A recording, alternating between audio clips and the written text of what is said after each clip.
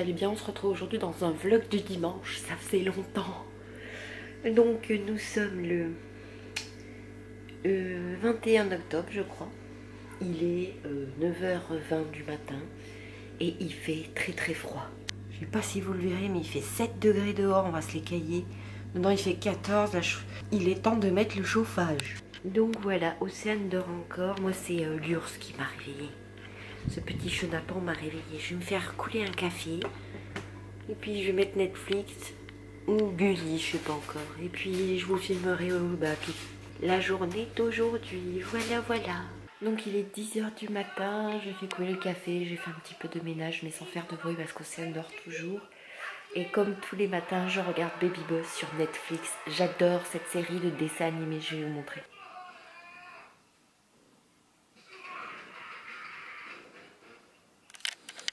Là, vous avez l'Urs qui est en pleine forme pour un dimanche. Hein, mon bébé? Mon bébé l'Urs. Et là, vous avez Opi. Coucou, Opi. Opi. Ça va, princesse? Ça va, princesse? Princesse. Ça va, princesse? Tu dis coucou? Princesse, Opi. Et là, vous avez Miss Lolita qui en peut plus, que c'est dimanche. Elle est épuisée. Donc voilà, là je vais regarder un petit peu la suite du dessin animé. Et je vais attendre qu'Océane se réveille. Mais hier elle s'est levée, je crois que c'était 11h. Donc à mon avis on est parti jusque midi aujourd'hui. Je vais vous filmer cocooning, peut-être une recette, je sais pas encore. C'est dimanche aujourd'hui. Et le dimanche, on prend le temps de prendre le temps, vous voyez. Je vous fais des bisous, je vous dis à tout à l'heure. Recoucou à vous. Alors il est 13h52, Océane s'est levée à 11h30. Donc du coup j'ai fait mon ménage un petit peu tard et puis je lui ai fait à manger, tout ça. Donc là c'est le moment que je préfère, le cocooning. Faut que je me fasse les ongles. Pas trop de la main gauche mais surtout de la main droite. Regardez-moi cette catastrophe. Donc je vais enlever mon vernis, refaire. Je vous montre Doudoune. Bonjour Doudoune. Le dimanche, c'est très dur, le dimanche. Donc voilà, on va se retrouver dans la salle de bain pour les masques, les soins, tout ça. À tout à l'heure. Je voulais vous montrer la vie très compliquée de Mademoiselle Lilou. La vie très compliquée de Mademoiselle Opi. Et la vie ultra compliquée de mon bébé Monsieur l'Urs. Il en peut plus de la vie. La vie des deux chats est hyper compliquée ici le dimanche. On se retrouve donc dans ma salle de bain avec un superbe soleil dans le nord, même si on se les gèle. Donc comme je vous le disais juste avant, un petit peu de travail de ravalement de façade aujourd'hui. Je dois enlever mon vernis parce que comme vous pouvez le voir, il s'est pas mal écaillé. Donc mes petits cotons de chez Action et ce bain dissolvant, je ne sais plus où je l'avais trouvé, je crois que c'était chez Action. Donc je vais enlever mon vernis et puis je vous retrouve juste après. En même temps, je vais vous parler de certains produits que je vous avais parlé dans mon haul, mini haul beauté, il y a de ça 2 mois je crois. Sur mes produits de soins de chez Aven. Donc avant de me faire tous les soins, je vais vous parler de plusieurs produits que je m'étais acheté dans mes différents hauls. Je vous ai montré, je crois qu'il y avait du Sephora, mini haul beauté. Donc en premier, c'est ce soin de chez Aven. Vous savez, pour les petites taches que j'ai, je sais pas si on les verra, les petites taches que j'ai juste là. Franchement très efficace, il en faut pas beaucoup. Il sent très très bon, j'ai fait aucune allergie. Très efficace. J'en ai beaucoup moins, elles disparaissent de plus en plus, donc top. Cette crème de nuit donc de chez Aven, vous le savez, j'ai une peau sèche, elle est juste top, elle sent très bon, elle hydrate très bien. J'ai la peau, moi qui avais la peau sèche, je ne l'ai presque plus. Donc c'est le Sérénage Nuit, crème nuit Nutri Redensifiante pour peau sensible. Elle est top, je vous la remontre, je vous la conseille vraiment, elle est vraiment géniale. Ensuite, il y avait la crème de jour, forcément, vu que je m'étais fait une nouvelle routine. Donc celle-là, c'est la Physiolift. C'est une crème lissante peau sèche. Elle est juste géniale. J'ai la peau bien hydratée. Elle pénètre vite, elle n'est pas grasse. On peut se maquiller presque tout de suite. Franchement top, je vous la conseille aussi.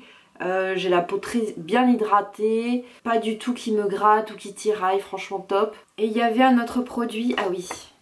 Cette crème, alors je ne vous l'avais pas présentée dans un haul, je vous l'ai présentée sur Instagram. C'est une crème pour les mains, c'est cosmétique asiatique, donc elle est au cookie et à la fraise. C'est une crème pour les mains, elle est juste géniale, elle est comme ça.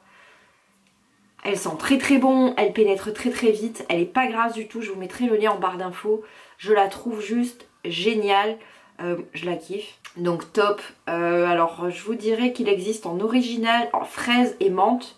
Vous voyez, vous avez plusieurs parfums. Moi j'ai pris la fraise. C'est un gros pot, 80 ml, made in Korea. Juste top, c'est la marque InSkin. Vous pouvez la trouver sur le site... Oh, je sais plus, je vous le mettrai en barre d'infos de toute façon.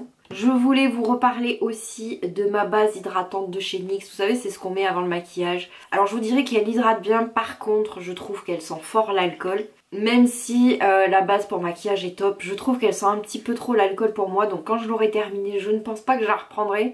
J'en reprendrai une autre. Ensuite, tant qu'on y est, je vous fais un retour de plusieurs produits. Je vous avais parlé de ce masque sur Instagram de Garnier Skin Active gelée végétale rafraîchissante. Donc c'est un masque 3 en 1, jour-nuit, 96% d'origine naturelle, aloe vera bio. J'ai fait une allergie.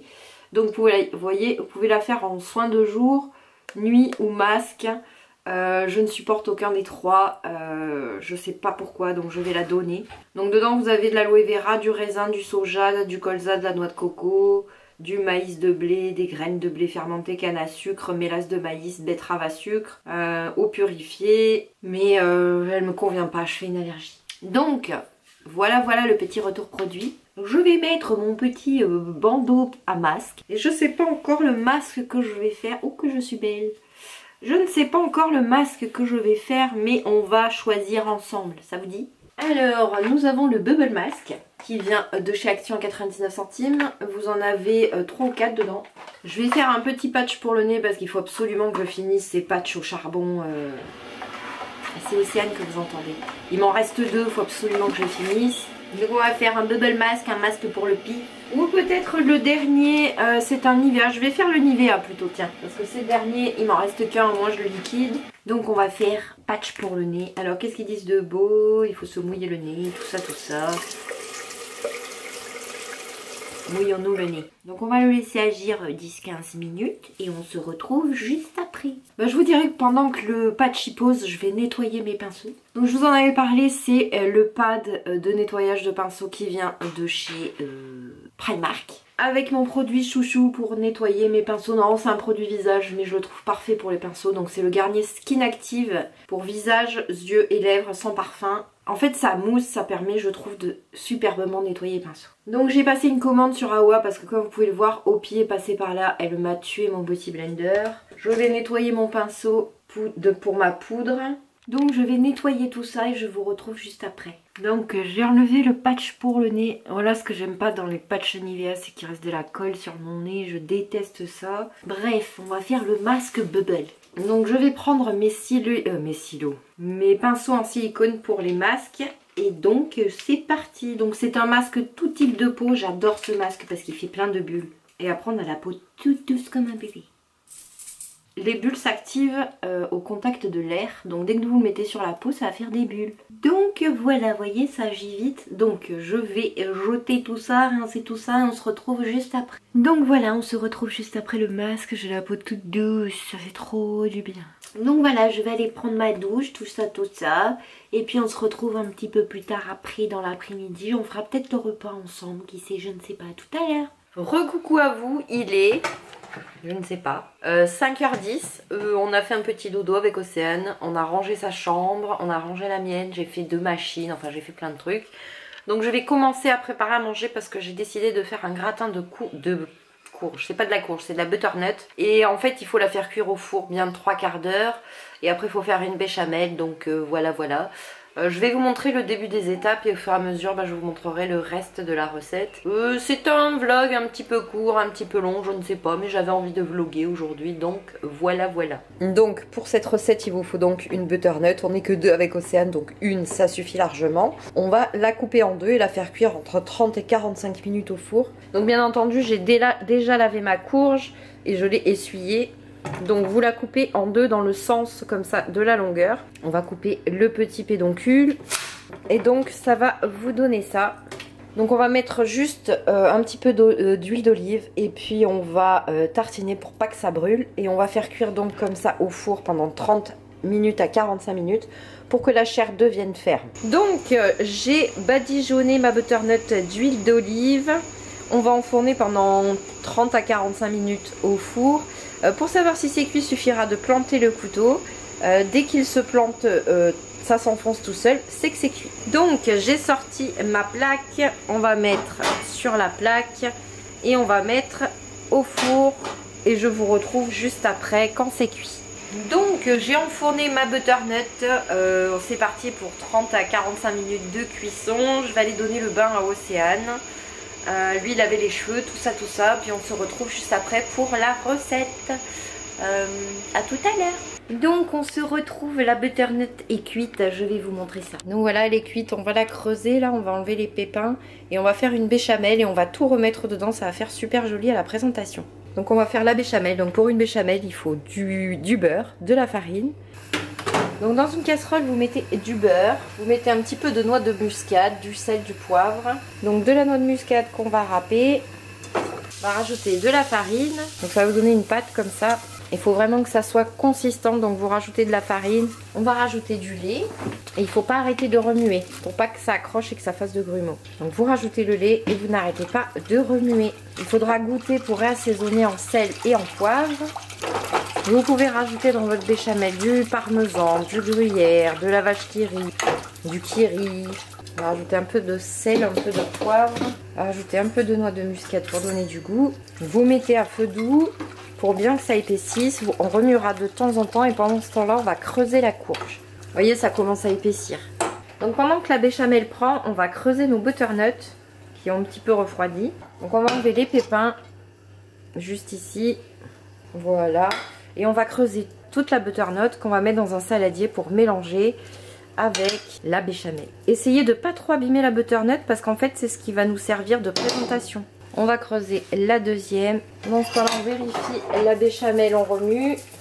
Donc on met de côté nos butternuts. Donc voilà la butternut, on va saler, poivrer. On va verser dedans la béchamel. Alors moi je suis une gourmande donc je vais mettre du parmesan dedans. Mais vous pouvez ne pas en mettre, vous pouvez en mettre. Ça c'est votre choix. Hein. On va mélanger donc la butternut à la béchamel, parmesan. N'oubliez pas de goûter et de ressaler s'il manque. Pour moi c'est parfait, donc on va remettre dans nos butternuts. Donc on reprend nos butternuts comme ceci et vous remettez donc à l'intérieur le mélange que vous avez fait de butternut, de béchamel et de parmesan.